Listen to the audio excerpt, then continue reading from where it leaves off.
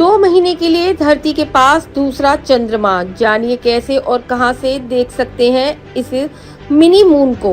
धरती को एक नया मिनी मून मिल चुका है जो करीब 2 महीने तक उसके चारों ओर घूमेगा। यह मिनी मून असल में एक छोटा एस्टेरॉयड है जिसे 2024 PT5 नाम दिया गया है।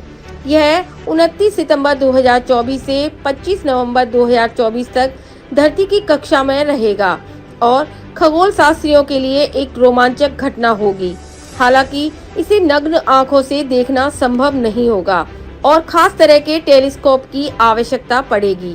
क्या है 2024 PT5 मिनी मून? 2024 PT5 एक एस्टेरॉयड है जो अंतरिक्ष में अपनी लंबी यात्रा के दौरान धरती के गुरुत्वाकर्षण क्षेत्र में फंस जाएगा। यह एक स्कूल बस जितना बड़ा खगोलीय पिंड है और यह सिर्फ कुछ समय के लिए पृथ्वी का मिनी मून बनेगा। यह पूरी तरह से चंद्रमा की तरह नहीं होगा क्योंकि यह पृथ्वी का एक पूरा चक्कर नहीं लगाएगा बल्कि एक घोड़े की नाल के आकार में कक्षा में घूमेगा। मिनी मून की घटनाएं। जब कोई एस्टेरॉयड धरती की ग्रेविटी में फंस जाता है और कुछ दिनों से लेकर सालों तक उसकी कक्षा में रहता है। दूसरी घटना तब होती है जब कोई एस्टेरॉयड धरती के पास से गुजरता है, उसका कुछ समय के लिए चक्कर लगाता है और फिर निकल जाता है। 2024 PT5 दूसरी प्रकार का मिनी मून है जो केवल कुछ हफ्तों तक धरती के करीब रहेगा और फिर अपनी यात्रा पर आगे बढ़ जाएगा। अर्जुन एस्टेरॉयड बेल्ट का हिस्सा। 2024 PT5 अर्जुन एस्टेरॉयड बेल्ट का हिस्सा है जो धरती और सूरज के बीच स्थित है। यह बेल्ट सूरज से लगभग 15 करोड़ किलोमीटर की दूरी पर है जो धरती और सूरज की दूरी के लगभग बराबर है। इस बेल्ट के एस्टेरॉयड समय समय पर धरती की ओर आकर्षित होते हैं और ऐसे ही एक एस्टेरॉयड ने अब मिनी मून बनने की तैयारी की है। खगोल शास्त्रियों की नजर। वैज्ञानिकों और खगोल शास्त्रियों के लिए यह मिनी मून महत्वपूर्ण है क्योंकि यह उन्हें अंतरिक्षीय पिंडों के व्यवहार को बेहतर तरीके से समझने का मौका देता है।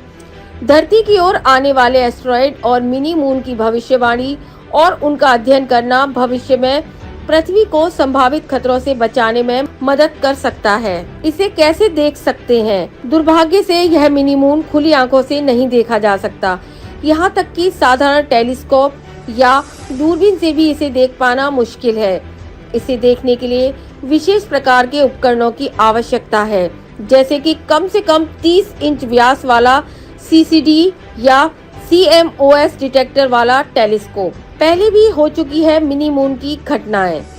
यह पहली बार नहीं है जब धरती को मिनी मून मिला है। इससे पहले भी कुछ मिनी मून धरती के करीब आए थे। इनमें 2006 RH-120 और 2020 CD3 जैसे मिनी मून शामिल हैं जो लंबे समय तक धरती की कक्षा में रहे थे। इसके अलावा 1991 VG और 2022 N×1 जैसे एस्टेरॉयड भी थोड़े समय के लिए धरती के करीब आए थे।